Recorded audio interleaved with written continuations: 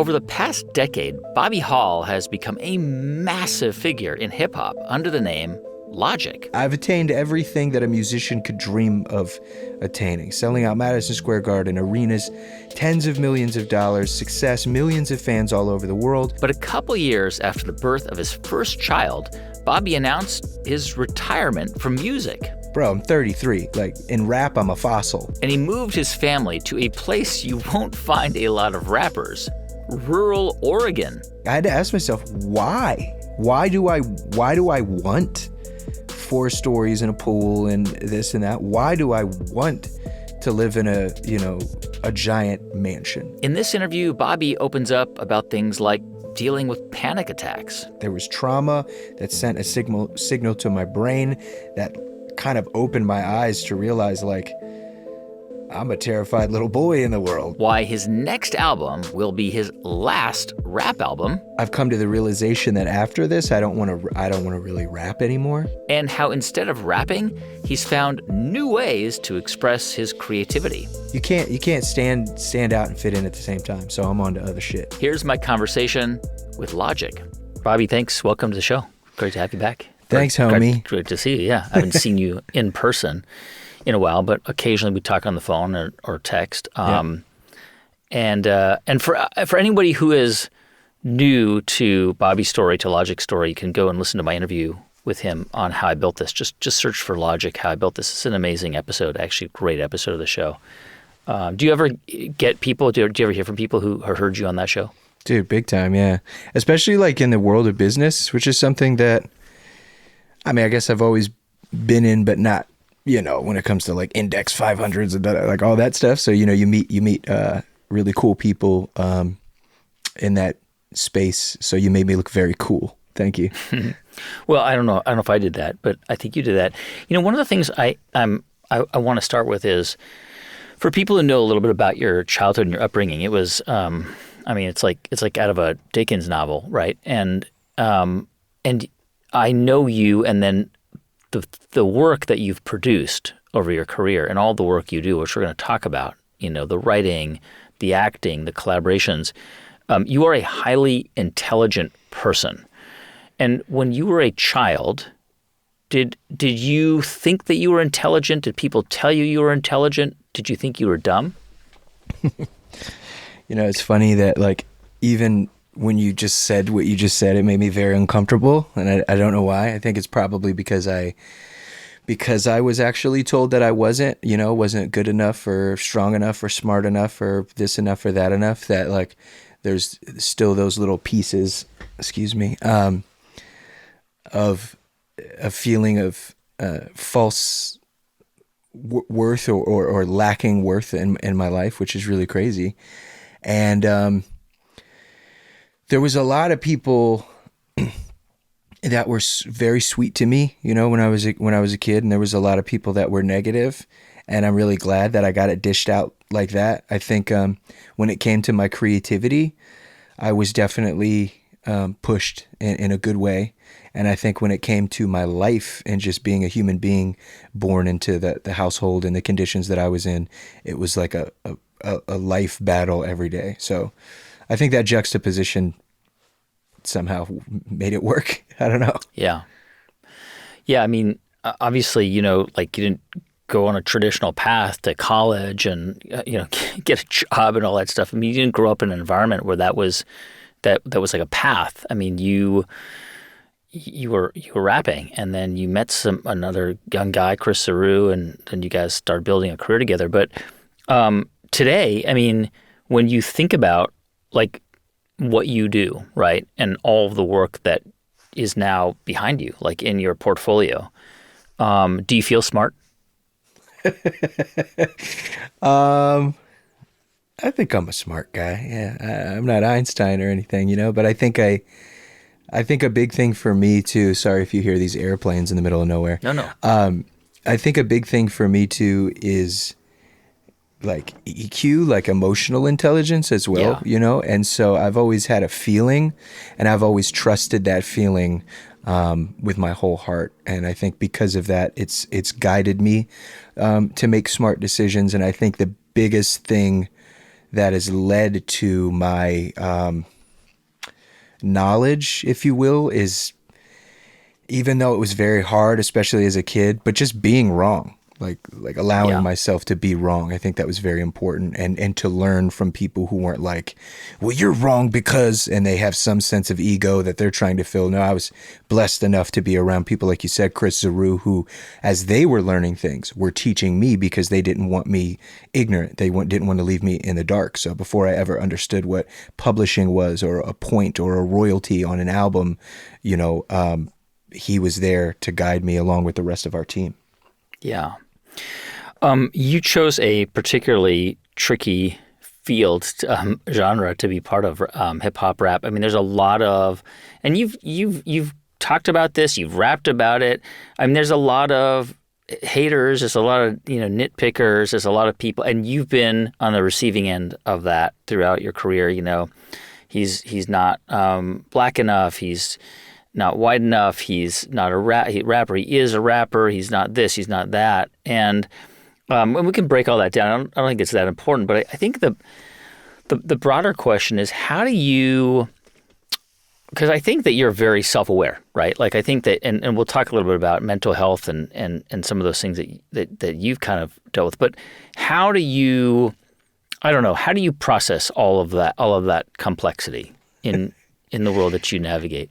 I would say it's taken me over a decade to process it, and I still process it, and I'm at the weirdest time in my life, man. Like, it's like so weird, and I love it. I'm really happy, but what I mean is like, I wasn't for a long time, and when you read these things, it's like a relationship could not work out, and there's people that are like, I have firsthand accounts on why, and da-da-da. It's like, and nobody knows why, or I tell people the truth. Hey, this just wasn't my person.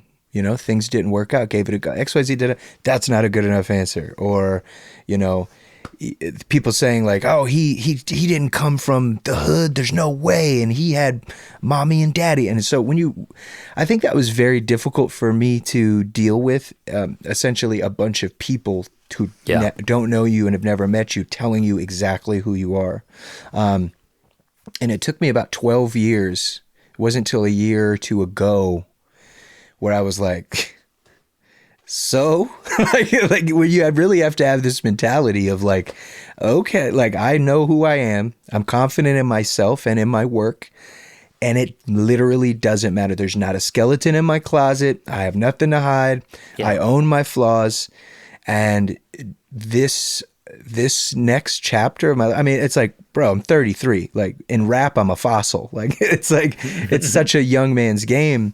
Yeah. And I remember hip hop in particular making me, even in recent years, feel so old, or quote unquote out of the loop, or like, I fell off. That's a big term people love to use in hip hop. Like, he fell off. You fell off. And I'm like, well, let me get this straight. I have attained, and I say this factually, I don't say it to sound like a douchebag.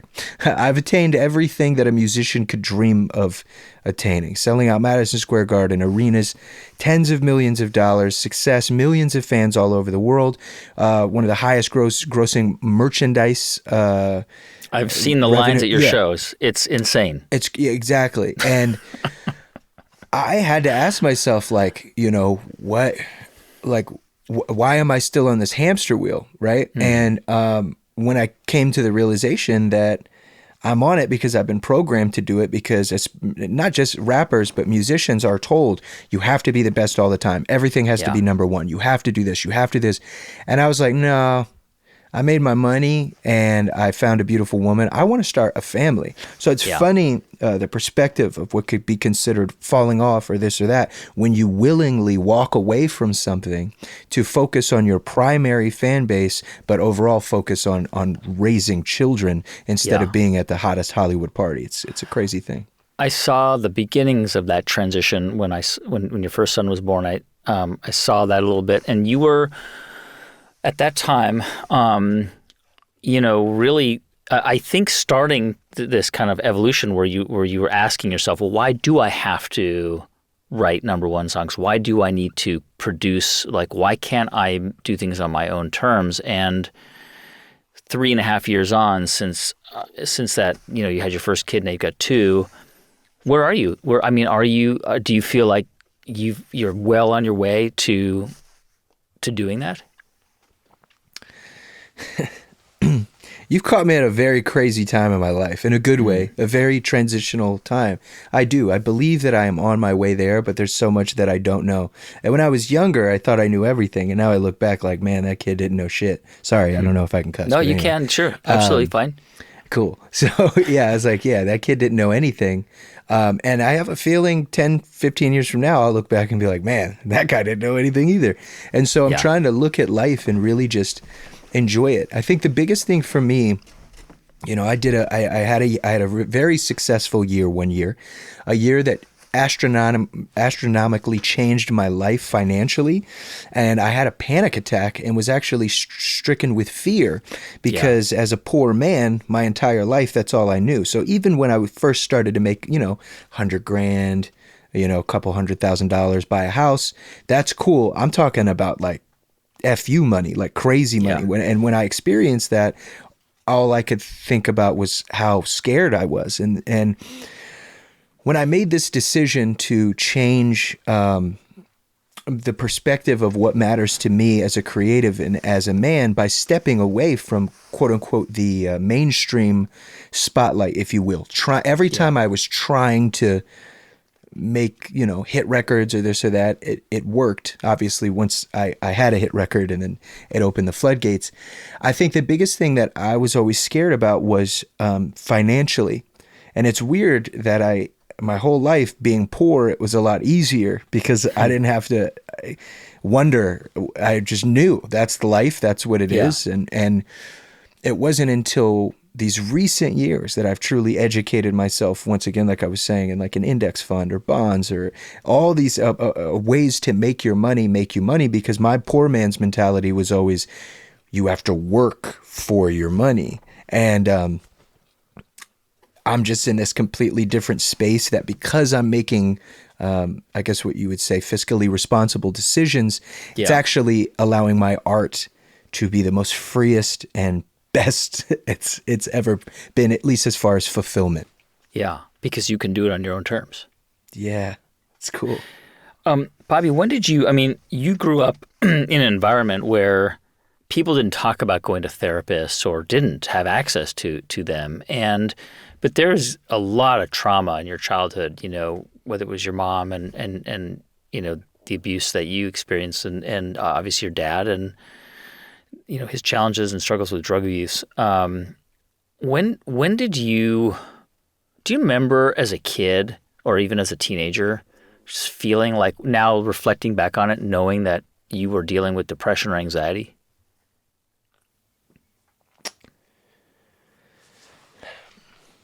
Yeah, I remember there's this one moment in my life. It was really weird and random. My mom was going to the store, and this was a time when I was breakdancing. I was about 13 years old, 12, 13 years old, and I started breakdancing. And before she went to the store, I was showing her this cool move that I did.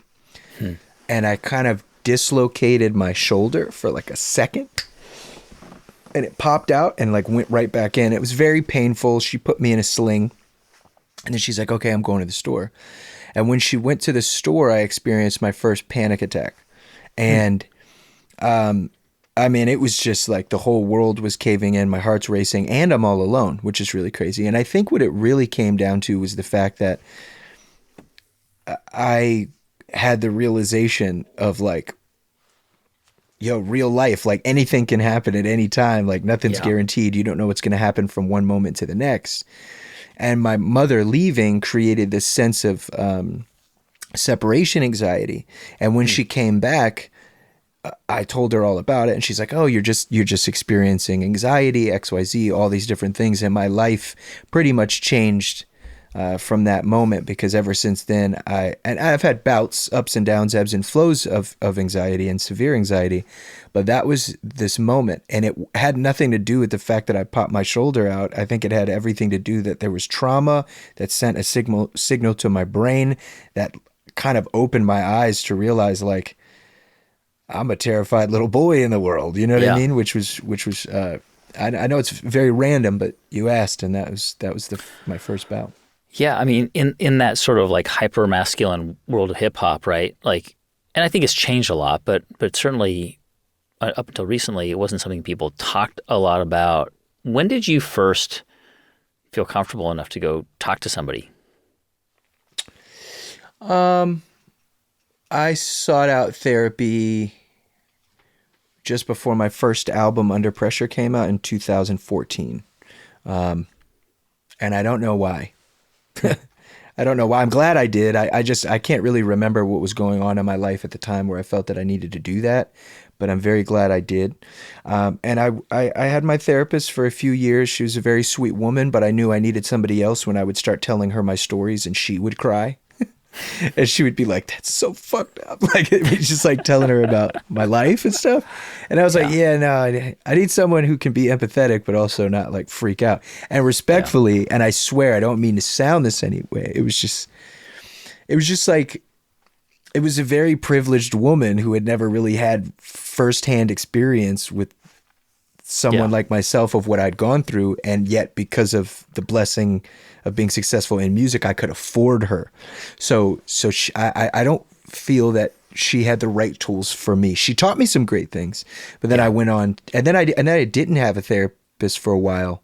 And then in 2018, when my career was just, at the top, I was like, I really need someone. And I found an incredible person who helps me. She helps me to this day. To this day. Wow. Yeah. I'm curious because, so I'm curious about the journey from, the different experiences people have with anxiety and depression. Like when I was in my early 20s, I was really successful in my career, but I was struggling with depression and anxiety in a very intense way. And, it was the first time I went and saw somebody. I never talked about it with my parents. I went and saw somebody. I got on medication for a couple of years. And that was helpful. But now I look back on like where I'm in my life now. And I don't want to, I know everybody has different experiences, but in my case, like I find that depression and anxiety are just now they are a normal part of life and they are more manageable, like especially as I've become a dad and you do other things in life, and there are moments that are hard. How do you sort of manage it now? 33, dad, kids, a lot of things behind you.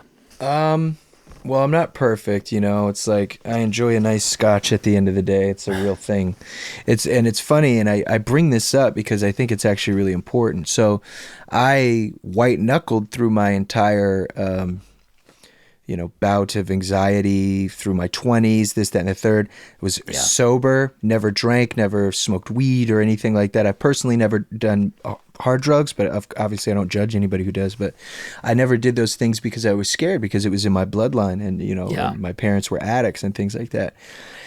And it's funny because when I started drinking, I realized, whoa, this is why they call it self-medication. Like for real. Like it's a thing that can truly aid, right? And so as a person, I've always been the type of person to deal with these problems that I'm going through without anything. So for example, anytime something's going on in my life, like say me and my wife, have an argument or don't see eye to eye on something completely normal. Like I don't go downstairs and drink. Like I just think about it, or I talk about it, or if something is ailing me in my life, I'll go however long without using that substance. But what I'm saying is I've found that enjoying yourself, and I don't mean, enjoying yourself and drinking and smoking it. No, I mean enjoying yourself, whether it's watching movies or meditation or a glass of wine at the end of the night. It's important to have balance, to have something. And I never had that. And so I found myself at my most sober throughout all my entire 20s, I was actually the most unhealthy because I wasn't eating correctly. I wasn't managing my time. I wasn't working out. I wasn't doing all these things that I know I need to do. And sometimes I'm not perfect. And I think having that realization of like, dude, it's okay. You're not perfect. Lets you know that when those hard time comes, I mean, for me, that's how I deal with it. This too shall pass. You know, I know it sounds really weird, but I'm just going to be real. You are interviewing a rapper here. So like, I never really smoked weed, right? And and the reason why is because it would give me anxiety, like just straight up panic attacks. Like I would just freak out. So I never did it. And then somebody was like, it could help with anxiety. And I'm like, how could it help with anxiety? It gives me anxiety. And when I started getting into it a little bit about around 27, 28 years old, I realized, and I'm not trying to sound like a hippie, but it's like, dude, if you have 5 people in a cypher all smoking a joint and one of them has a panic attack, it's not the weed, it's the person, and it's how they deal with it. Now, I don't use weed to combat my anxiety at all. What I'm saying is that in moments where I found myself in having anxiety or maybe accidentally coughing after taking a hit when I'm just trying to go to bed, you know what I mean? Or something like that. And then being flung into this state of like ultra awareness and kind of freaking yourself out. I've been able to talk myself down. I've been able to be like almost mid panic attack stoned. And I'm like, dude, this is all in your head. You got this. Wow. And by doing that, in my life away from a joint, if you will, if I'm dealing with something that's incredibly intense and scary and this and that, I just breathe and I go, dude, you're going to get through this. You've been here before. So that's how I deal with it personally. One of the things that I think is really interesting is that you are talking to me from your primary home, which is in Oregon. You live in rural Oregon, which is like when people think of hip hop and rap, they don't think of Oregon. Right, they're thinking of New York and LA and Atlanta and maybe a couple of other spots. Tell me about why you decided to live in rural Oregon. Well, it's really funny. I think it starts like everybody's story starts back in COVID. Like I had a conversation with my wife because it was the beginning of the realization of me growing as a human being. Outside of my artistry, and I was just like, why do we live in Calabasas? I was like, I'm not really a Calabasas kind of guy. Like, why do I live here? I don't know. And we just had our baby, and I was like, I want to go somewhere where we can really raise this child, and they can have more of a normal life or whatever. So I was like, oh, okay, let's go to Utah. And the reason I wanted to go to Utah was because I found a house. I didn't even really go there. I found this crazy house. This is a good story, actually, because it's wild. So 4 stories, basketball court, movie theater, acres, whatever. All this stuff. We get there, it's kind of like, oh my God, it's amazing. You walk in, formal living room, study, mahogany, fireplace, everything you think like you would want. Yeah. And we're there, and I'm like, I gotta like text my wife just to talk to her halfway across the house, And I just realized I had to ask myself, why? Why do I want 4 stories and a pool and this and that? Why do I want to live in a giant mansion? And I go, oh, because it's systemic. It's been built inside of me. It's success. It's right. That's what you thought success meant. Exactly. You see other, amazing entertainers, entrepreneurs, business people, and particularly rappers, and they're all in these giant homes. Now, the funny thing is 98.756, that's an exact number, by the way, of those rappers they rent. They can't afford it. You know what I mean? So I'm not even thinking about this. I'm just like, I'm going to buy this, do this. And then I had to ask myself why. And I didn't have an answer. Why do you live in this giant house? And then I thought about it for quite some time, and I realized once again it's because I've been told to. And so I was like, okay, well, why did you move here in the first place? You kind of wanted to be in the middle of nowhere. You wanted more normalcy, and yet you move into a giant mansion. So what do you really want? And I had this conversation with myself, and then I had this conversation with my wife. I asked my wife what she wants as my partner, to make sure that we're on the same page. And I was like, you know what, man, I kind of want like a Boy Meets World, Disney Channel, just beautiful home, something simpler, I should say. And yeah, I found a beautiful place out here, and it's 5-bedroom family home, guest house where I can make my music and do my things.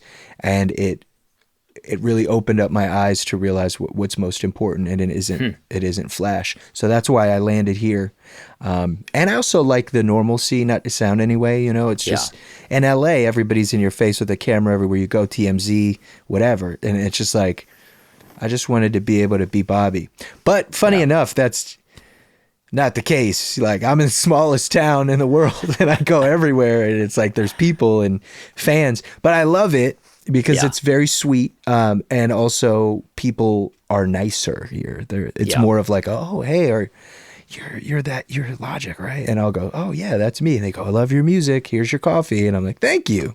So you just like, you're kind of living as normal life as possible. Like, you're going into town, you're going to the grocery store, you're getting your coffee. I mean, yeah, I'm still kind of very much so.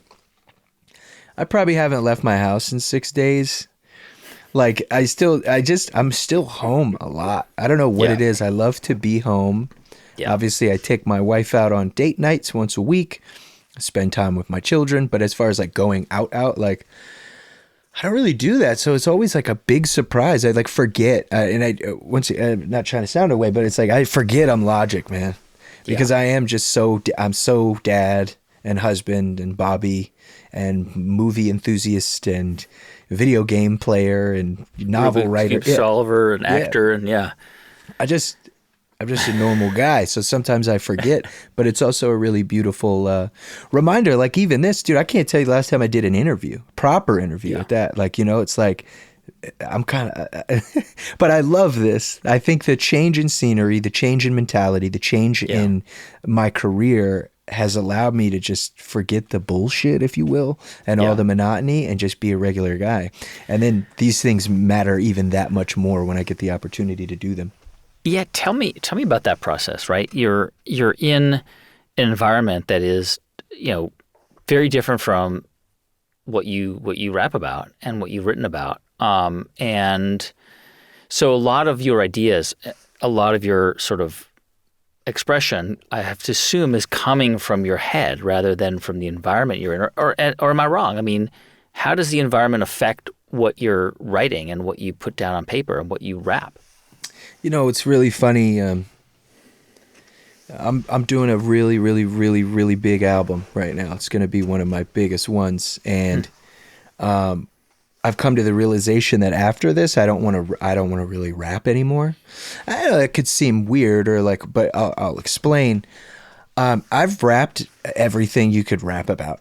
Like, I've literally, like, when you think about rappers, especially, I mean, any musician, they sing about life and experiences, but especially rap. Like, rap is like, yo, I came from the hood, used to cook crack, da-da-da-da, now I'm back. And it's like, you're literally telling your story as it's going. And that's why so many people love it and relate to it. Now, typically, what most people relate to, and why any artist, I mean, look at Bob Dylan, his first 3 albums, masterpieces, da-da-da-da. Now, at the time, when Bob Dylan dropped his 3rd album, he went to go tour in Europe. I think he was in England, and they called him garbage. And they said he was corny and overhyped and terrible. But nobody remembers that. We just remember, Highway 61 Revisited or XYZ.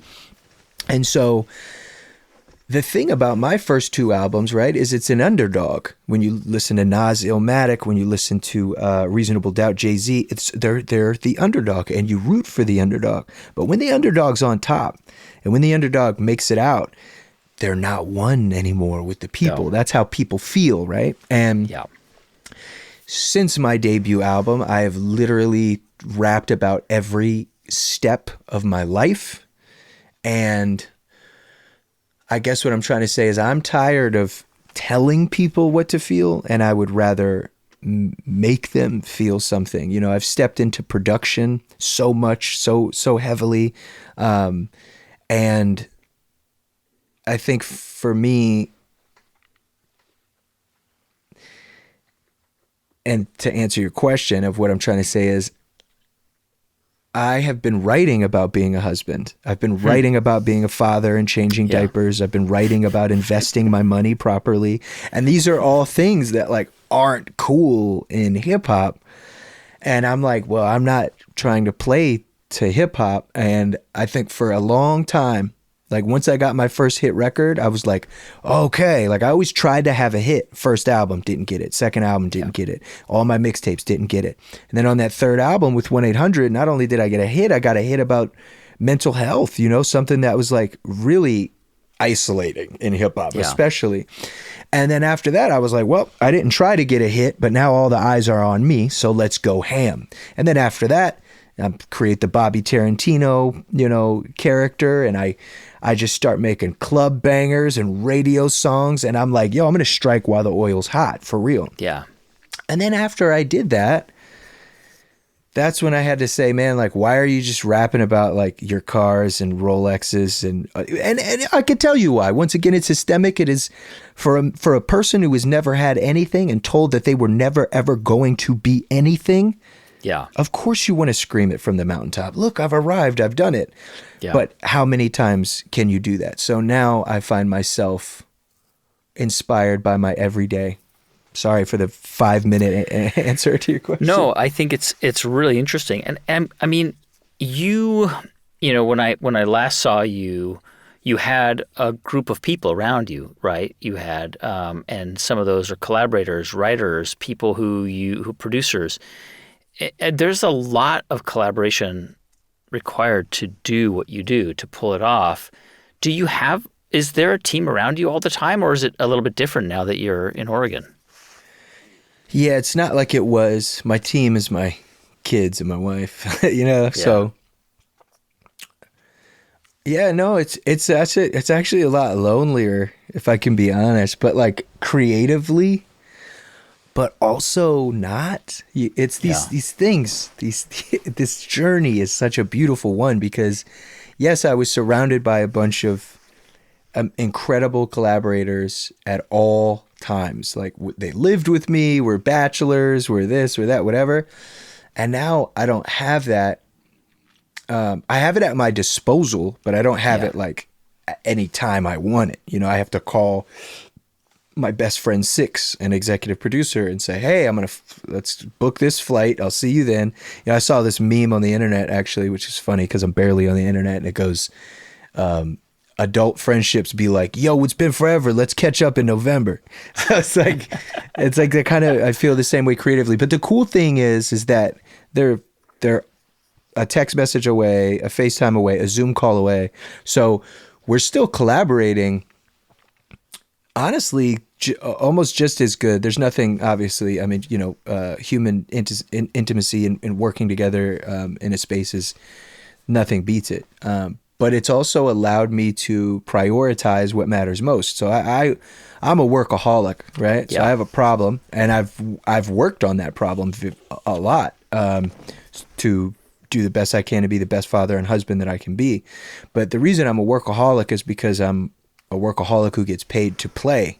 So the thing that I obsess over is actually one of the things that makes me the most happiest. That is until marriage and my children. Yeah. And so now when I work on something, I can do it in spurts rather than trying to take over the whole world in a weekend or a week. I used to truly believe that if I did not rap or write a song within 2 weeks, I would forget how to do it, which is a crazy thing. So it's this time away, and I would say, and actually this separation between me and my collaborators, it's made me think more about every guitar piece, every word, it's allowed me to take all the time in the world to say what I want to say and not what I think I should say, which is scary, but awesome. Are you in your studio every day? Yeah, but it's different. Like I'm in my studio, but I'll like sit on the couch and like tinker on a script or make a beat. And it's like, you know, this is where I wish you could see the other angle. It's really cool, but I'm like surrounded by MPC machines and VHS players and vintage equipment. and it's all cluttered and crazy because I like that. When I was a little boy, I used to watch like those movies, and you see like the hackers, and they have like 6 screens and all these things. Well, I have 6 screens now, and I love it. And I'll like have Pulp Fiction over here and Akira over there, and I'll be constantly looking for inspiration through, in many ways, overstimulation. Yeah. And but I'm here a lot. But just because I'm in my studio doesn't mean I have to work. Sometimes I can just be. Yeah. Sometimes you just want to be in that environment and think.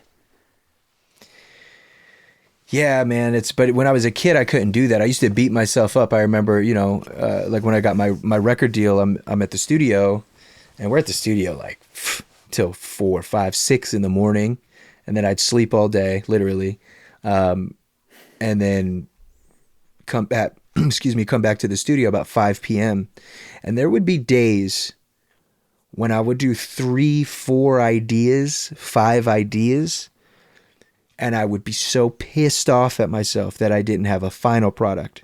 Because most of the time when I would go to the studio and I would sit down, I would create what essentially would be a final product. You still have to produce it out and do X, Y, Z, but I had this song, and when I went outside to smoke a cigarette, thank God I don't do that anymore. When I went outside to smoke a cigarette and listened to it, I got this feeling of like, yeah, this is it. And on those days that I didn't have that, it was like a drug. It made me sad. It made me feel like a failure, which just goes to show how much pressure we put on ourselves as creatives, and it's very unfair. So when you are, when you go into the studio, right, do you have a sense of what you're going to do that day, or do you just kind of go in and let kind of serendipity guide you? It's a great question. Are you familiar with John Cleese?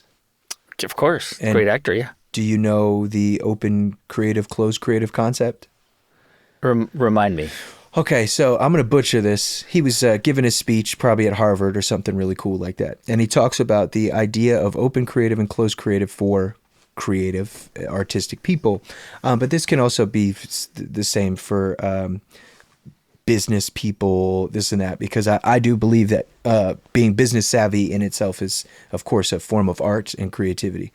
I think anything you can truly obsess over is just like, creatively, obviously, it makes you an artist. And so I'll give you my rendition of it. Imagine there's a brand new video game, right? Just pretend you're like 15. Everybody right now, they're 15 again. There's a brand new video game. You're so excited about it. You can't wait. You've been waiting 3 years, okay? The demo for it is about to come out. You're about to finally play this demo. And let's just say it's a shooting game, not to be violent, but let's just say it's a little shooting game, whatever. You're shooting aliens. And you go to the store and you wait in line for 2 hours just to be able to put your hands on the controller to play the demo for, say, 5 minutes. While you're playing that demo, you're so enthralled. You're so excited. You're open creative. You're having fun. Oh, you shoot this alien, but this alien got you. Damn, you died. Let's play again. Okay, let's go again. Okay, I'm having fun. This is so great. Oh, man, I got to the end of the level, but then the boss got me. It's not a big deal. You're having fun. Now, 3 months later, that video game comes out. You're in your living room and you're playing it. At first, it's fun. That's cool. But by the final boss, by the end of the game, you're closed in. You know what you need to do. You know how you need to do. Sometimes you're getting pissed off. You're getting pissed off that you're dying. You're upset. You want to throw your controller. You got to beat the thing. You got to do the thing. And you close in on what you want. That's what I believe creating art should be. And when I get in the studio, I don't think about rules. I used to all the time. I mean, it's a crazy thing to overnight be this, known voice, and then to know, hundreds of millions of people are going to hear this next word I'm going to write. Oh my God. And then you freak out about it. So when I got this piece of information, it freed me, because it's like, I'm going to come in here and I'm going to sing like Whitney Houston if I want. I'm going to do whatever I want to do. And I'm going to, I don't know, sing like I'm from the country. I'm going to rap. I'm going to talk about sci-fi and anime and all the things. And I'm going to just do it and make it. And maybe it's my opus and maybe it's whatever and nobody needs to hear it. That's the big thing. I used to be scared that everything I would do was going to be seen by the world, but that's not necessarily true. And so this album, for example, I've been working on this album for years and years and years. And in a few weeks, I'm going to finish it. And I've been open and I've had fun and I haven't been scared. And now I'm about to go in and hone. Okay, we need to turn these up. We need to bring in the sax here. Okay, let's bring flutes here. Let's make sure that the background singers don't sing it like that. They have to sing it like this because I know what I want now, and I know essentially what it needs to be. Before I ask you my next question, can you walk me through just like, you know, putting a track from this new album? Just describe your process of writing it, conceiving it, thinking about what it sounds like, and laying it down, just from beginning to end. Just any, because I don't obviously know the album. Could you do that? Yeah, it's really special. I know I'm being very vague with it. It's just you know. No, it's fine. I know when and where and how I'm going to announce it and all that stuff. So, this particular album it's like the end of an era for me. As I said, like after this, like I don't want to rap. You know, a couple years ago I retired, right? I didn't realize I didn't need to retire. There was no point. What I was really trying to do was run away from the industry and the negativity that is truly encapsulated the way we experience art. Like everybody has an opinion. It's like one giant Yelp review.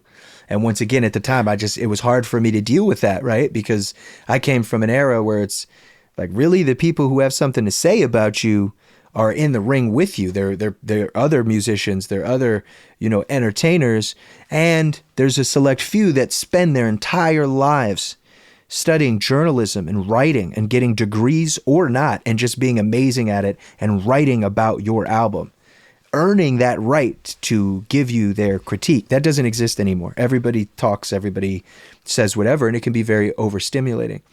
And so, and I'll really get to the point here, having that freedom of laughing.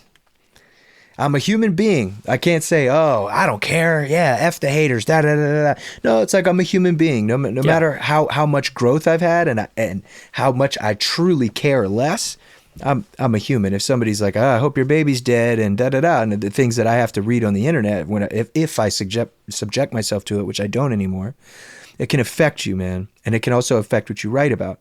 And so I found myself, you know, for years, not in recent years, but for years, almost writing to combat what somebody's going to say before they even say it, and da-da-da, whatever, right? And so a couple weeks ago, I did this thing where I posted a picture of myself with a filter, and I looked 53 and fat and overweight, Yeah, right? I saw that. Yeah. I bet you fucking did see it. But what you probably didn't see is like my response.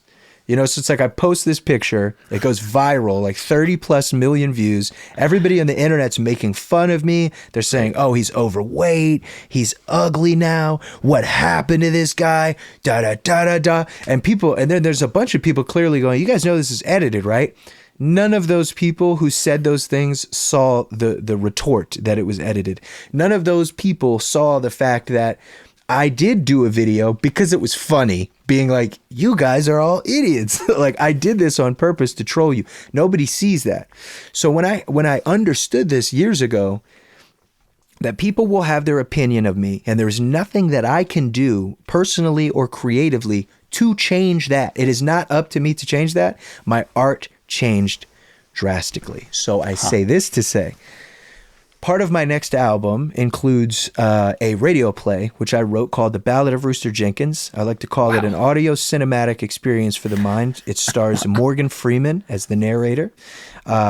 Joseph Gordon-Levitt is a part of it. He's a friend of yours and collaborator, I know. Yeah, great guy. Some of the biggest names in the voice acting community. You know, my buddy 𝐥𝐤𝐬𝐵𝐺𝐷s introduced me to one of his lead sound designers who did Star Wars, Star Trek. He has done the entire soundscape and design. When you put your headphones on or you sit in your car, it feels like you are in 1863. It's about a runaway slave named Rudy Rooster Jenkins, his escape from a plantation, him joining a ragtag crew of the people called the Glorious Five, and going on. Now, it's not like super deep. If anything, here I have this here. It's more like rap Django. It's more like fun. It's not too wild. But I say this to say, like, I was terrified to want to do something like this. The closest thing I'd ever done was on my second album. And once again, I'm gonna really answer your question, but it's important that I preface with all of this. I have been so terrified to make an album like this, and that's exactly why I should do it, and that's exactly why I am doing it. What does a typical song sound like? Which I could have just simply answered 5 minutes ago, but it's important that I create this, that you understand. It sounds like fatherhood. It sounds like acceptance. It sounds like flaws. It starts typically, especially this particular album, it starts with a sample, whether it's from a record, literally from a vinyl player that I drop a needle on and listen to randomly, almost aimlessly, to just enjoy the music rather than trying to create something. I used to listen to samples, songs, if you will, and I'm looking for a sample. Okay, just fast forward here, fast forward there. I'm not even fucking enjoying the process. Now, I could sit down, I could put Duke Ellington on for hours, smoke a joint, have a scotch, relax, and then hear 3 seconds that I can loop and turn into a $5 million song, And it's not about the money, it's about the reach. So it's very, I love drums anyway, I'm going to shut up. I could talk about this forever, dude. No, I mean, it sounds amazing, embedded in this record, a radio play. And I mean, I think, and you kind of hinted at this, I mean, you've done collaborations with Joseph Gordon-Levitt and Seth MacFarlane, and, you mentioned your friendship with J.J. Abrams, and I know a lot of that's driven by curiosity, right? And you are curious, and I think that curiosity drives your creativity, right? Because without it, you get stuck, right? You have to constantly just seek out new ideas. You mentioned that John Cleese speech. What are some of the things that you have done or you do to really push the boundaries, like books you read or people you talk to or talks you watch, or I don't know, music you listen to? What are some things that have really kind of helped you or help you now?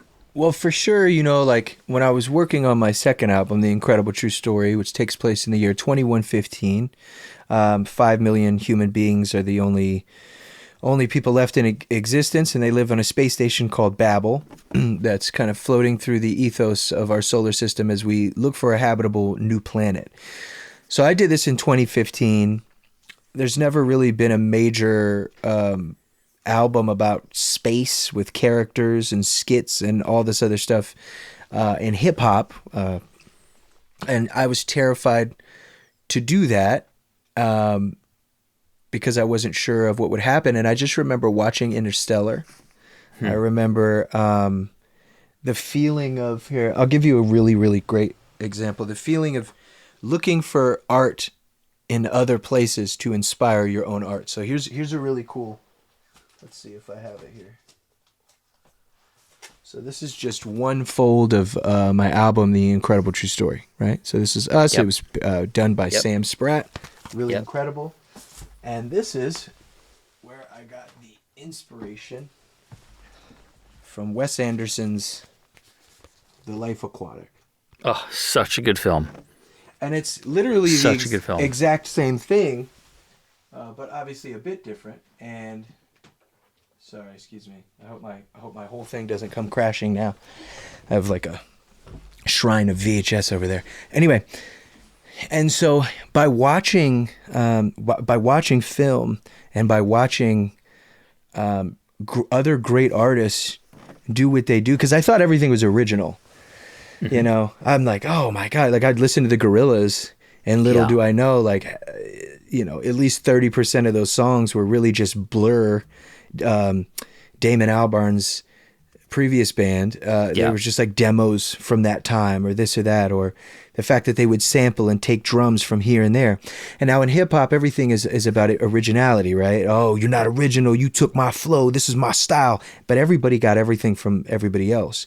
When I was able to just free that, I mean, there's a big difference between plagiarism and inspiration. You know what I mean? It's like you could hear a flow, you could hear a vibe, you could hear a tone. And I would allow myself to be inspired by those things and just run with them. But the funny thing is now, if I used to be insanely inspired by film, and, you know, just kind of, especially film, cinema, anime, it's not that I'm not inspired by those things anymore. I've been more just inspired by my life and by growth and by aging and by like talking about these things, because, you know, Andre 3000, legendary MC, one half of Outkast, was asked, why don't you rap anymore? You know, he's in his 40s now, he's approaching his 50s, and he goes, nobody wants to hear me, you know, rap about getting a colonoscopy. And in my mind, I'm like, fucking yeah, they do, bro. Like, because nobody's representing that. Yeah. And so I think I'm doing a really good job at representing peace, love, positivity, making it out of where you were, mental health, fatherhood, being a husband. Like, this is stuff that makes me happy because I don't turn on rap albums and hear it.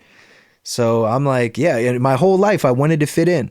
So what was I doing? I was kind of rapping about what other people were rapping about, even if I was doing it differently, but I'm rapping about the come up. I'm rapping about cooking crack at 15. I'm rapping about this because I want to fit in. Yeah. You can't stand out and fit in at the same time. So I'm on to other shit.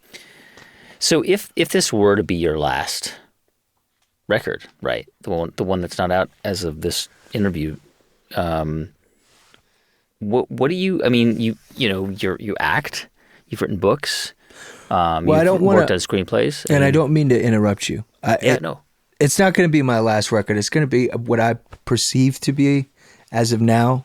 I used to always think everything was forever, but rap album.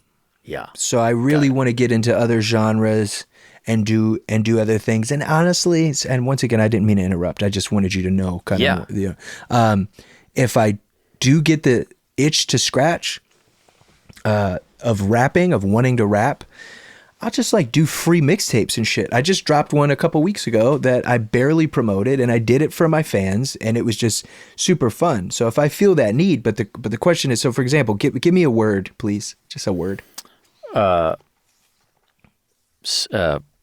Friendship. Okay. The amount of times I've rapped about friendship, you know what I mean, is like crazy. Like literally, like the things that I've rapped about, or how I could say, there was once a time when I had a friendship but knew I had to end it because reality felt like it would bend quick as soon as and it's just like, do you know how many times I've rapped those words to say different things? You know, it's simple as like, I mean, even like, boom, filler word. So it's like, I could say, life is like, twisting and turning on a bike down Rockville Pike.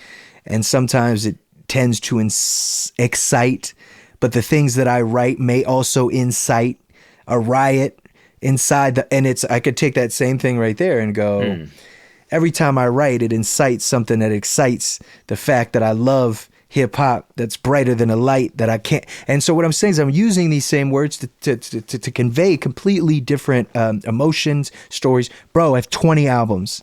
So I have 8 studio albums, but since I was 20 years old, not to mention the thousands of songs before then that I'd created, unreleased projects, I have officially released. This will be the 20th one. Oh. Why continue to do it if I'm not, you know what I mean? If it's not making me go crazy in the best way and be excited. And so that's why this album, I am excited. And I'm excited because I know what's on the line, and I know that this is how I'm going to say kind of farewell, but not to hip hop. I still want to produce with artists. If somebody calls me and goes, "Hey, Logic, can you give me a verse on my album?" Of course I'm going to rap on their album. Like, it's my superpower. I'm going to do it. But I'm interested in doing other things. Like me and Seth MacFarlane, we're doing a whole album together. Like that's crazy. Like, he's going to sing classic Sinatra. I'm going to chop him up on an MPC and do my thing on it. Like, these are the things that excite me. Sorry again for the long-winded. No, it's awesome. It's exciting. Bobby, thank you. Thank you, man. This has been nice. Congrats on on what's going on in your life. I mean, the choices you're making and you know, the outlook you have. It's very healthy. You know what's really funny before we go? I think this is probably the most unsure of myself I've ever been in an interview. And I kind of like it. And the reason, I know it's time to go, but the reason I say this is because I'm not giving you bullshit answers, man. You know what I mean? Like, I'm giving you, like, I've done this for so long that if somebody's like, "Oh, how's creativity?" I could be like, "Well, you know, it comes from XYZ," and just like list off a bunch of stuff, which I've done because I've been trained by myself, like, how to do these things. And I just want to thank you. Honestly, I know it might sound a little weird, but I want to thank you so much for having me do this, because I really don't do interviews anymore. So, like, for having me do this at such a really special time in my life where I'm unsure, not of myself, but of my art, of my trajectory, of my future.